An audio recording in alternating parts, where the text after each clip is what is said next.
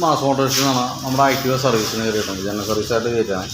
അപ്പോൾ നമ്മളതിൻ്റെ air filter clutch സൈഡൊക്കെ നമ്മളൊന്ന് ചെക്ക് ചെയ്യാൻ വേണ്ടി അയച്ചായിരുന്നു. അപ്പോൾ എയർ ഫിൽറ്റർ കുഴപ്പമൊന്നുമില്ല, നല്ല ഫിൽറ്ററാണ്. ക്ലച്ച് സൈഡായാലും വേറെ പ്രശ്നമില്ല. എയർ ഫിൽറ്റർ നല്ല ഫിൽറ്ററാണ്, വലിയ കുഴപ്പമില്ല.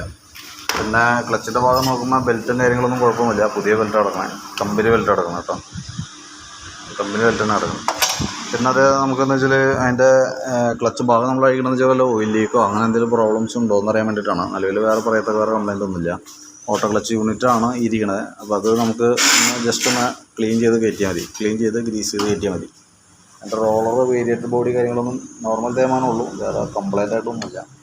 പിന്നെ നമ്മുടെ ഹെഡിൻ്റെ ഈ ഭാഗത്ത് ചെറിയൊരു ലീക്ക് ഉണ്ട്, ഈ സൈഡിൽ ചെറിയൊരു ലീക്ക് സ്റ്റാർട്ട് ചെയ്തിട്ടുണ്ട്. അത് ആ ഗ്യാസ്കറ്റിൻ്റെ റബ്ബർ ഗ്യാസ്കറ്റ് മാറ്റിയിട്ട് കഴിഞ്ഞാൽ റെഡി ആയിക്കോളും കേട്ടോ.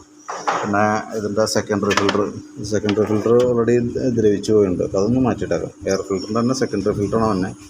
പിന്നെയുള്ളതെന്ന് പറഞ്ഞാൽ നമുക്ക് പെട്രോൾ ടാപ്പ് കംപ്ലൈൻ്റ് ഉണ്ട്. കാരണം പെട്രോൾ ടാപ്പ് ശരിക്കും നമ്മൾക്ക് ഈ സ്കൂട്ടർ മോഡൽ വണ്ടിയിൽ സ്റ്റാർട്ട് ചെയ്യുമ്പോൾ പെട്രോൾ വരാൻ പാടുള്ളൂ. ഇതെന്ന് പറയുമ്പോൾ പെട്രോൾ പൈപ്പ് കാർബറേറ്റർ നമ്മളിപ്പോൾ ക്ലീൻ ചെയ്യാൻ വേണ്ടി അയച്ചാൽ അപ്പോൾ പെട്രോൾ പൈപ്പ് കാണിക്കുമ്പോഴത്തേക്കും ഫുൾ ടൈം വന്നുകൊണ്ടിരിക്കുക.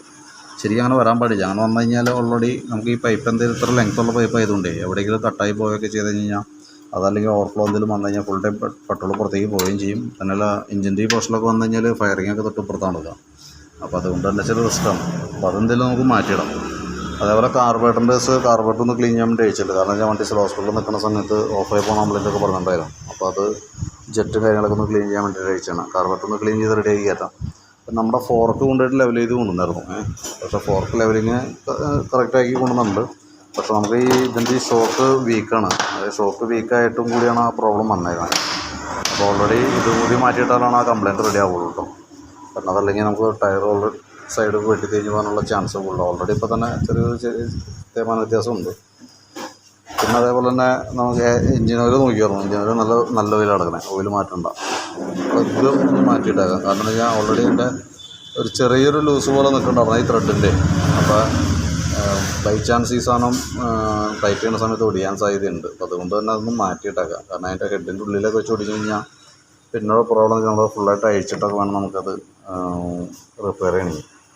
അപ്പോൾ ഞാൻ ഇത്ര ഐറ്റംസ് ഇതൊക്കെ പെടുത്തിയിട്ടുള്ളൊരു എസ്റ്റിമേറ്റ് കൂടി പറയാം. ഫ്രണ്ട് ഷോക്ക് അടക്കം പെടുത്തിയിട്ടുള്ളൊരു എസ്റ്റിമേറ്റ് പറയാം. നോക്കിയിട്ട് എന്തെങ്കിലും ഒന്ന് റിപ്ലൈ ചെയ്തോളൂ.